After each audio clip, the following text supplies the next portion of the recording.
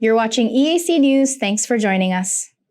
And now for a look at news making international headlines this Monday, 21st January.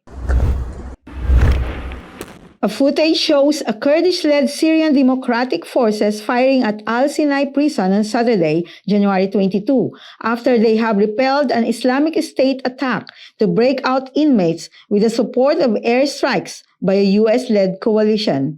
In the said footage, bodies were seen left on the pavement as SDF affiliates have clashed with what were said to be Islamic State militants.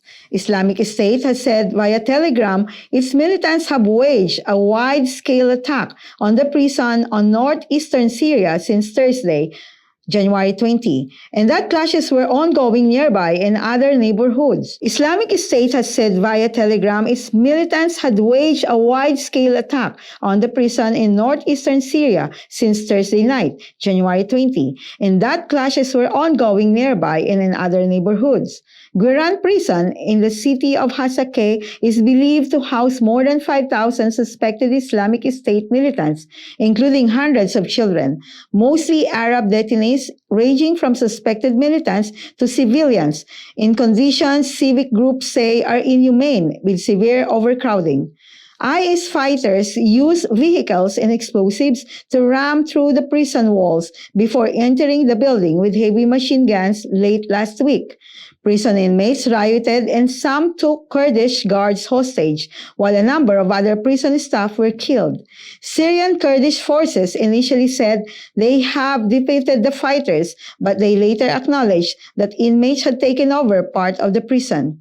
Some of the militants staged another attack on the prison on Sunday to try to help members of the group still in charge of parts of the facility. SDF General Commander Mazloum Abdi has said that the area around the prison was completely surrounded and all fugitives were arrested. In Washington, the Pentagon has confirmed the US-led coalition had carried out airstrikes in support of the SDF as it dealt with the prison break.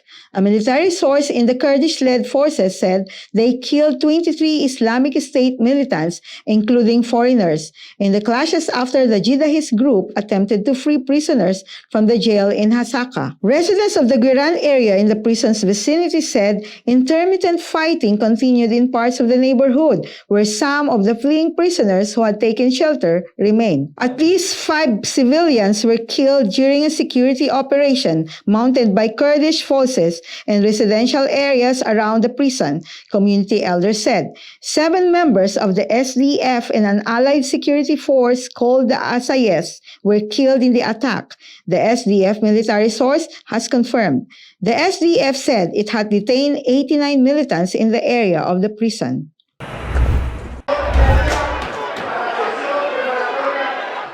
A fight broke out between Congress members of Honduras President-elect Xiomara Castro's party during a Congress session on Friday, January 21st. Members of the Free Party have fought amongst themselves after Congressman Jorge Calix was elected as Congress president instead of Luis Redondo. Castro had agreed with the ally party, Honduras Savior Party, that Redondo would be elected for that position. Nevertheless, 20 of Free Party's Congress members have voted against Redondo.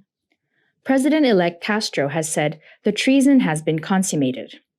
Inside the Congress floor, Free Party members have chanted Xiomara and traitors. Free Party Congressman Jerry Dixon says the assault on the Congress was planned yesterday. They were assembled with the nationalists and left behind their peers, their friends, their president, and their coordinator.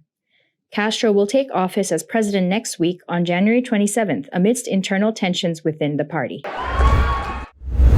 And action movie star Arnold Schwarzenegger was involved in a car crash on Friday, January the 21st, that resulted in one person being taken to hospital with minor injuries, as reported by local police. The 74-year-old former governor of California and star of The Terminator was not injured in the multi-vehicle collision which involved a GMC Yukon and a red Toyota Prius with 2 other vehicles. Footage from the scene shows the Prius being towed away. There were no arrests made. A statement from the LAPD says neither alcohol or drugs were a suspected factor in this collision, but did not mention what they thought the reason for the crash. A spokesman has said Arnold Schwarzenegger was fine after being involved in a car crash that sent a woman to the hospital with minor injuries.